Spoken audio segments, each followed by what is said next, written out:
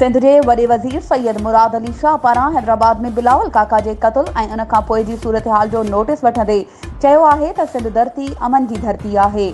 सिंध जो अमन कंहिं बि सूरत में ख़राब थियण न ॾिनो वेंदो।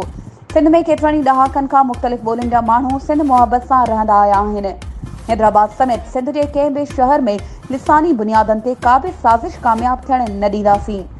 सिंध जे वॾे वज़ीर हैदराबाद ऐं कराची वाक़िअनि ते पुलिस खां तफ़सीली रिपोर्ट तलब करे वरिती। पुलिस खे घुर्जे त वाक़े जी प्रोफेशनल जांच करे जवाबदारनि खे इंसाफ़ जे कटहरे में आणे। इन वाक़े खे ॾोह जी नज़र सां ॾिठो वञे, लिसानी बुनियादनि ते न। ॾोहारनि जी का ज़ात, क़ौमियत या ॿोली न हूंदी आहे, पर ॾोह संदन शिवा हूंदो आहे।